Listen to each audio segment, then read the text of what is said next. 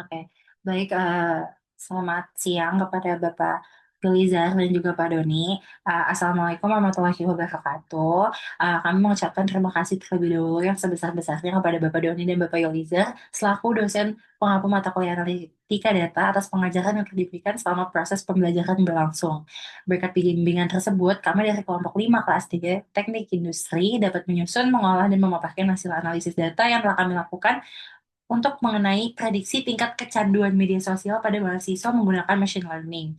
Selanjutnya, izinkan kami untuk memperkenalkan diri. Perkenalkan, saya Kanaya Zahra Putri, 241 0312 136. Saya Nabila Aisyah Putri, 241 0312 1212. Saya Beges Natya Kumara, NIM 241 0312 134. Dan saya Indira Kusuma Ningtyas, NIM 241 0312 107. Baik, di sini pada tahap awal pengolahan data, kami terlebih dahulu melakukan import beberapa library yang dibutuhkan dalam proses analisis data dan pemodelan. Nah, library-library ini akan memiliki fungsi yang berbeda-beda sesuai dengan tahapan yang akan kami lakukan. Next. Oke, baik. Di sini pertama kami menggunakan Pandas yang berfungsi untuk melakukan manipulasi dan analisis data seperti membaca dataset, mengelola tabel data, serta melakukan proses cleaning data. Selanjutnya kami juga mengimpor NumPy yang digunakan untuk mendukung operasi numerik dan pengolahan array multidimensi, terutama pada proses perhitungan matematis. Untuk kebutuhan visualisasi data sendiri, kami menggunakan dua library yaitu Matplotlib dan juga Seaborn. Nah, Matplotlib ini digunakan untuk membuat grafik dasar, sedangkan Seaborn ini membantu dalam visualisasi statistik yang lebih informatif dan mudah dipahami. Kemudian kami juga mengimpor Kaggle Hub yang berfungsi untuk mengakses dan mengambil dataset langsung dari platform Kaggle. Nah, pada tahap pre-processing, kami menggunakan robot scalar dari library Scikit-learn untuk melakukan normalisasi data numerik agar lebih tahan terhadap adanya outlier. Selanjutnya, untuk membagi dataset menjadi data latih dan data uji, kami menggunakan fungsi trim test split. Dalam proses pemodelan, kami menerapkan beberapa algoritma regresi, yaitu linear regression, decision tree regressor, dan juga random forest regressor untuk memprediksi variabel target yang bersifat kontinu. Nah, untuk mengevaluasi performa model, kami menggunakan beberapa metrik evaluasi seperti mean absolute error, mean squared error, dan R-square. Selain itu, kami juga menerapkan cross-validation untuk menggunakan cross-val score untuk memastikan kestabilan model. Terakhir, kami menggunakan joblib untuk menyimpan model yang telah dilatih agar dapat digunakan kembali di kemudian hari. Next. Baik, masuk ke dalam data loading. Pada tahap ini, data loading kami membuat dataset ke dalam notebook sebagai langkah awal sebelum dilakukan pengolahan data. Lebih lanjut, dataset yang digunakan ini memiliki format CSV sehingga kami menggunakan library Pandas untuk membacanya. Untuk proses pengambilan dataset ini dilakukan melalui Kaggle Hub, di mana dataset diunduh langsung dari Kaggle menggunakan fungsi dataset download. Setelah proses sudah selesai, kami menentukan lokasi file CSV yang akan digunakan. Data set tersebut dimuat ke dalam sebuah data frame menggunakan fungsi read CSV. Boleh dimundur. Dengan menggunakan data frame, menggunakan fungsi read CSV ini, data menjadi lebih terstruktur sehingga memudahkan kami dalam melakukan analisis, eksplorasi data, serta proses preprocessing data pada tahap berikutnya. Baik, selanjutnya itu adalah exploratory data analysis atau EDA, di mana EDA ini tuh digunakan sebagai tahapan awal dalam kami yang bertujuan untuk memahami karakteristik dataset itu sendiri secara menyeluruh sebelum kami melakukan sebuah proses pemodelan machine learning tersebut. Di mana pada tahapan ini itu terdapat suatu data, distribusi variabel, serta hubungan antara fitur untuk memastikan data layak digunakan dan untuk mengidentifikasi pola-pola penting yang dapat mempengaruhi hasil prediksi itu sendiri. Boleh selanjutnya? Mau lanjut? Nah, yang pertama adalah terkait dengan pengecekan tipe data, di mana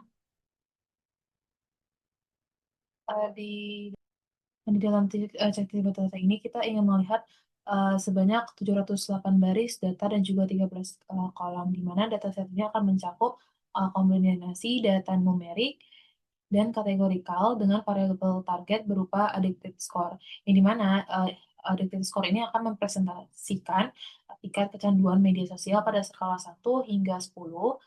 Yang berdasarkan pemeriksaan awal, dataset ini memiliki 6 fitur kategorikal dengan 2 fitur numerik bertipelkan float dan juga 5 fitur numerik bertipelkan integer. Di mana secara umum itu tidak ditemukan permasalahan serius pada data kosong ataupun ketidaksesuaian tipe data yang mengganggu proses analisis.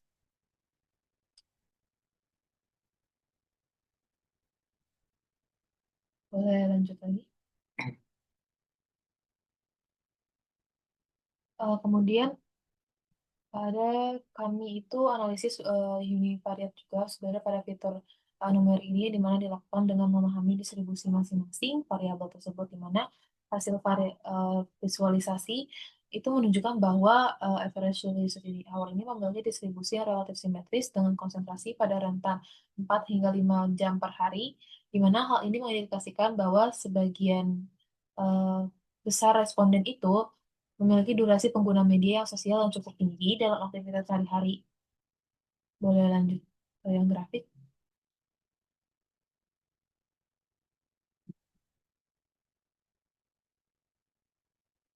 Lanjut lagi. Ini adalah untuk pengecekan sebelum kita melakukan processing data sebenarnya. Boleh lanjut?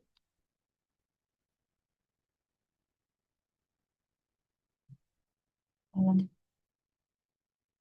Nah, ini tadi itu merupakan data-data yang dimana ada misalkan pertama terkait dengan grafik distribusi average daily usage hour, di mana grafik histogram itu menunjukkan distribusi yang relatif simetris yang tadi saya sudah katakan sekitar 4 hingga 5 jam per harinya. Kemudian ada juga grafik distribusi sleep hour per night ya, per malamnya, di mana menunjukkan pola yang mendekati distribusi normal dengan konsentrasi pada data kisaran 6 hingga 8 jam tidur per malamnya, dan juga nilai tengah sekitar 7 jam.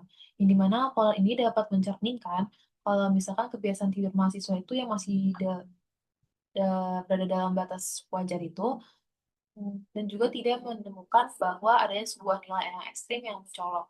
Sehingga variabel ini tuh bisa dianggap sebagai kualitas data yang baik dan juga nggak memerlukan penanganan khusus terhadap outlier. Ini boleh ke yang grafik-grafik ya.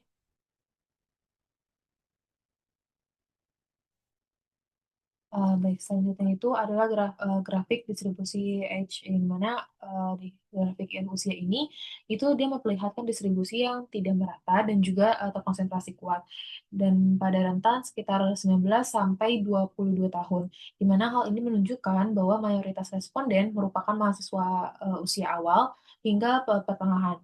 Nah, distribusi ini tuh mengelompokkan mengidentifikasikan juga bahwa dataset tersebut lebih merepresentasikan kelompok usia muda, di mana dapat dikatakan sebagai generalisasi hasil analisis ke kelompok usia yang lebih tua perlu dilakukan dengan kehati-hatian.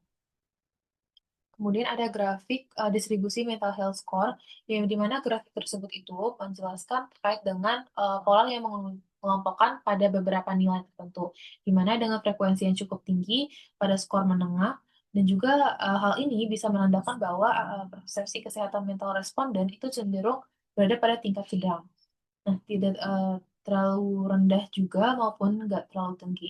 Nah, pola pengelompokan ini justru bisa mengidentifikasikan bahwa variasi kesehatan mental itu memberikan struktur yang cukup jelas. Nah, sehingga berpotensi menjadi sebuah fitur yang sangat inovatif dalam proses pemodelan juga. Kemudian ada grafik distribusi konflik over sosial media, di mana grafik ini menunjukkan bahwa sebagian besar responden itu mengalami konflik pada jumlah yang relatif rendah. Namun, terdapat juga responden yang melaporkan konflik pada jumlah lebih tinggi, di mana distribusi ini juga sebenarnya bersifat right skewed, ini yang mana yang berarti bahwa lebih banyak responden dengan konflik rendah dan juga semakin sedikit responden dengan konflik yang tinggi. Nah, variasi inilah cukup penting sebenarnya karena konflik akibat media sosial itu sering berkaitan dengan tingkat kecanduan dan juga dampak sosial yang ditimbulkan. Kemudian yang terakhir adalah grafik distribusi addictive scores itu sendiri atau variabel targetnya, di mana grafik ini itu menunjukkan konsentrasi tertinggi pada nilai 7 dan juga diikuti oleh nilai 8 dan juga 5, di mana pola ini dapat mengidentifikasikan bahwa mayoritas responden itu berada pada tingkat kecanduan menengah hingga tinggi. Nah, itu tidak merata, yang distribusi yang tidak merata ini itu memperlihatkan bahwa fenomena kecanduan media sosial itu sebenarnya cukup dominan dalam sebuah dataset ini. Nah, maka dari itu variabel target ini memiliki pola yang jelas dan juga informatif dalam prediksi model machine learning itu sendiri.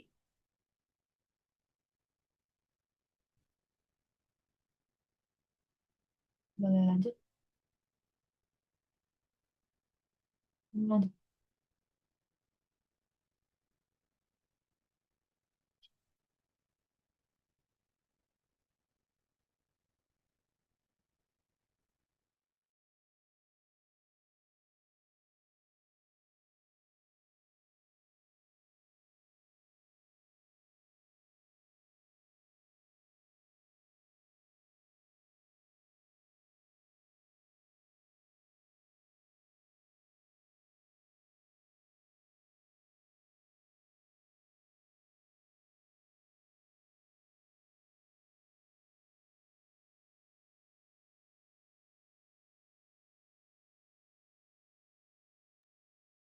Oke, di sini saya izin melanjutkan di mana akan membahas tentang bivariate analysis. Bivariate ini gunanya untuk apa? Untuk menganalisis hubungan antara dua variabel secara bersamaan. Next. Baik, di sini didapatkannya yang pertama adalah average daily usage hours versus addictive score, di mana grafik pertama ini menunjukkan hubungan antara rata-rata jam penggunaan media sosial per hari dengan skor kecanduan. Berdasarkan visualisasi tersebut, terlihat adanya pola meningkat di mana semakin lama durasi penggunaan media sosial ini dalam sehari, maka skor kecanduan cenderung semakin tinggi. Hal ini mengindikasikan bahwa intensitas pengguna media sosial memiliki keterkaitan yang cukup kuat terhadap tingkat kecanduan pengguna. Boleh naik di next. Next. Nah, selanjutnya di sini adalah grafik sleep hours per night versus addicted score, di mana pada grafik kedua ini ditampilkan hubungan antara jumlah jam tidur per malam dengan skor kecanduan media sosial. Grafik menunjukkan pola menurun yang berarti semakin tinggi skor kecanduan seseorang, maka durasi tidurnya cenderung semakin berkurang. Hal ini mengindikasikan bahwa kecanduan media sosial ini dapat berdampak negatif terhadap kualitas dan kuantitas waktu tidur. Next. Next. Oke, baik. Selanjutnya di sini ada grafik yaitu memperlihatkan hubungan antara skor kesehatan mental dengan skor kecanduan media sosial, di mana terlihat adanya kecenderungan hubungan negatif, di mana individu dengan skor kecanduan yang lebih tinggi cenderung memiliki skor kesehatan mental yang lebih rendah. Temuan ini menunjukkan bahwa peningkatan kecanduan media sosial berpotensi mempengaruhi kondisi kesehatan mental seseorang. Next. Next. Baik, selanjutnya di sini yang terakhir ada menampilkan hubungan antara usia responden dengan jumlah konflik yang terjadi akibat media sosial, di mana dari visualisasi ini terlihat bahwa konflik akibat media sosial terjadi pada hampir semua rentang usia yang dianalisis dengan variasi jumlah konflik yang relatif beragam. Hal ini menunjukkan bahwa usia bukan satu-satunya faktor penentu konflik, melainkan terdapat faktor lain yang juga berpengaruh seperti intensitas penggunaan dan perilaku pengguna media sosial.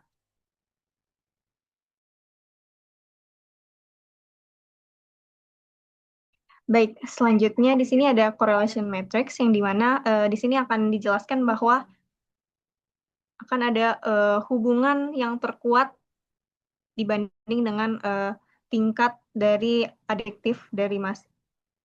Baik, jadi pada data correlation matrix ini didapatkan hubungan terkuat pada addictive score itu terdapat 3 variabel utama yang di-highlight. Yang pertama adalah mental health score, yang dimana di sini sebesar minus 0,95, yang dimana di sini adalah korelasi negatif yang paling kuat. Artinya, semakin tinggi tingkat kecanduan seseorang, maka skor kesehatan mentalnya akan turun semakin drastis secara konsisten.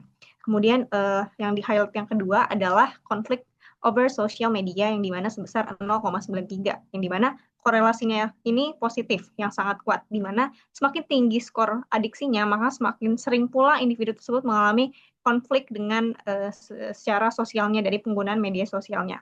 Dan untuk yang ketiga adalah average daily usage hour, yang dimana di sini korelasinya sebesar 0,83, yang dimana menandakan korelasi positif yang kuat.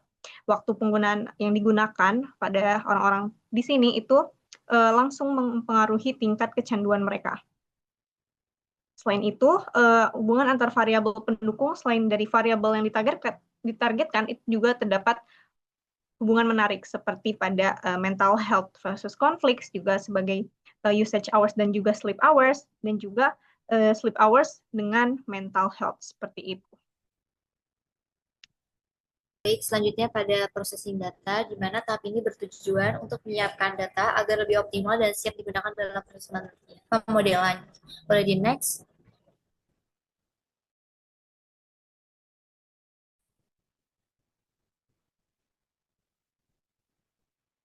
Oke, yang pertama itu ada feature engineer. Jadi pada tahap ini tuh berfokus pada menyeleksi dan menyesuaikan fitur yang benar-benar relevan dengan tujuan untuk dianalisis itu. Boleh di next. Yang kedua itu ada drop kolom tidak relevan, di mana di sini tuh kami menghapus beberapa kolom yang tidak berpengaruh langsung terhadap seperti student ID dan country, yang dimana kolom student ID ini hanya berfungsi sebagai identitas, sedangkan country ini tidak digunakan dalam proses pemodelan. Boleh di next. Nah, ini adalah gambaran untuk mengodingannya. Boleh di next.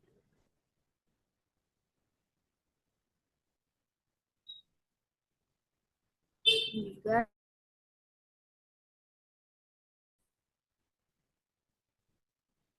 kemudian adalah pengecekan outliers, di mana kami tuh melakukan pengecekan menggunakan visualisasi box plot. Jadi pada seluruh fitur numerik hasilnya menunjukkan terdapat sedikit outlier pada fitur after daily usage hours-nya, namun masih berada dalam batas wajar, yaitu sekitar 1,5 hingga 8,5 jam penggunaan per hari. Jadi dihapus karena masih merepresentasikan kondisi nyata penggunaan media sosial. Boleh di next. Nah, ini adalah hasil pengecekan outliers dicek menggunakan box plot. Jadi hasil itu menunjukkan bahwa data X itu tidak memiliki outliers ekstrim, sehingga data tetap digunakan tanpa penghapusan.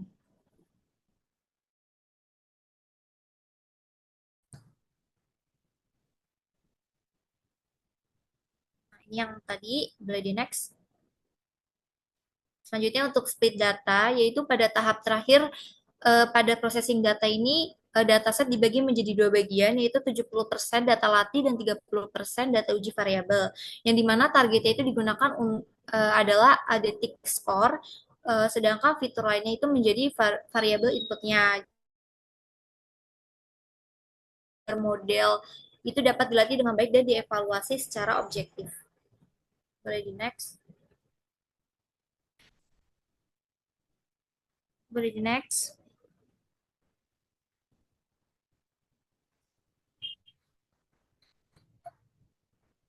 Boleh di next nih yang tadi.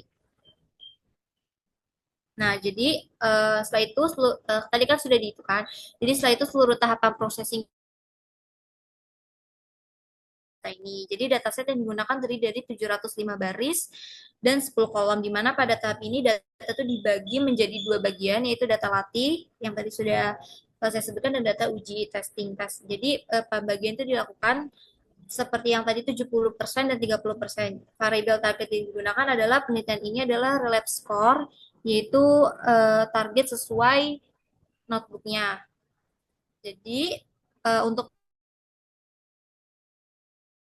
uji itu digunakan untuk mengukur performa model pada data yang belum pernah dilihat sebelumnya. Boleh di next.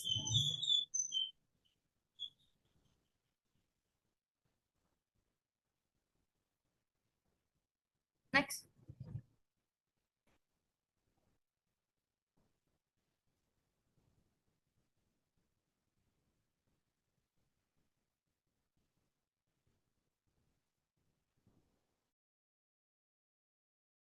kategorikal, yaitu menjadi kolom numerik menggunakan mapping label encoding dan one hot encoding.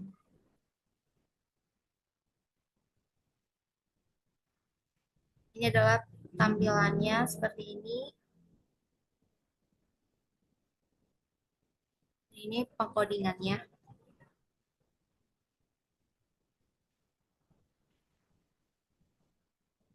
Boleh di next. Selanjutnya di sini adalah standarisasi, di mana pada standarisasi data ini itu tujuannya simple, yaitu untuk membuat semua fitur numerik itu punya skala yang sama dan tidak ada yang terlalu mendominasi di setiap modelnya. Nah, standarisasi yang kami gunakan di sini adalah menggunakan RoboScaler, karena RoboScaler ini dinilai lebih aman untuk aman terhadap outlier, yang dimana fitur-fitur yang distandarisasi di sini itu ada umur, durasi, kemudian ada jam tidur, kesehatan mental, lalu ada jumlah konflik, dan juga sebagainya. Dan proses ini itu dilakukan pada data untuk dilatih dan diterapkan ke dalam data yang akan diuji. Nah, ini adalah codingan yang digunakan.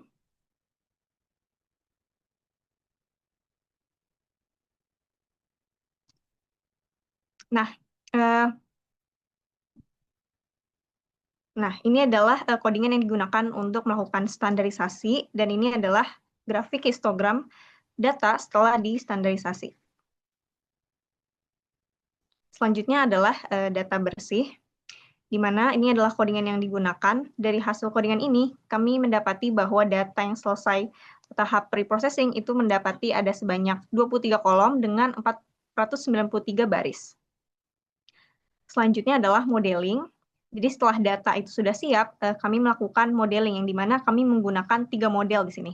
Yang pertama adalah linear regression, kemudian random forest regressor, dan juga yang terakhir adalah decision tree regressor. Nah, ketiga model ini itu dipilih untuk membandingkan antara performa yang linear ataupun yang non-linear terhadap karakteristik data yang tadi sudah dianalisis di tahap ADA. Nah, tahap ini itu dilakukan dengan parameter secara khusus, yang dimana model ini itu punya parameternya masing-masing, dan itu di-set semua ke dalam parameter default untuk melihat agar baseline mereka itu punya algoritma masing-masing, seperti itu. Ini adalah codingan yang dilakukan untuk menentukan model mana yang terbaik, dan hasilnya adalah dari pengujian-pengujian tadi, itu model yang paling baik adalah model random forest, karena dengan akurasi R-square terbesar, yaitu sebesar 97%, dia itu punya nilai error paling kecil, dan nilai R-square-nya tadi paling tinggi. Untuk yang kedua ada linear regression, yang terakhir ada decision tree.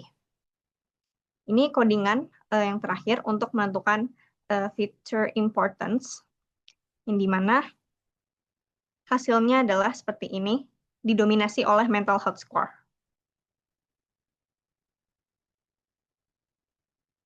Dan ini adalah codingan akhir hasil visualisasi prediksi dan juga aktual dari si model yang tadi terbaik, yaitu random forest. Dari visualisasi ini itu ngebuktiin bahwa si model random forest ini itu bisa memprediksi skor-skor addicted di media sosial dengan tingkat kepercayaan yang sangat tinggi, dan model ini dinilai layak buat digunakan pada prediksi data-data selanjutnya.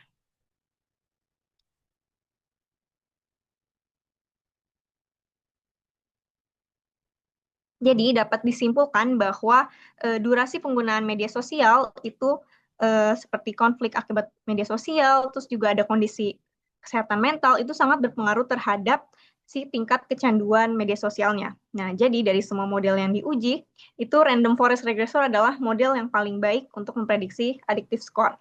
Saran untuk kedepannya, datanya bisa lebih diperbanyak lagi dan dibuat lebih beragam, agar model yang bisa ditingkatkan itu lebih punya parameter yang algoritmanya sesuai hasil prediksinya, agar segala hal yang dihasilkan pada datanya agak bisa menjadi optimal. Sekian presentasi dari kami, kurang lebihnya mohon maaf. Wassalamualaikum warahmatullahi wabarakatuh.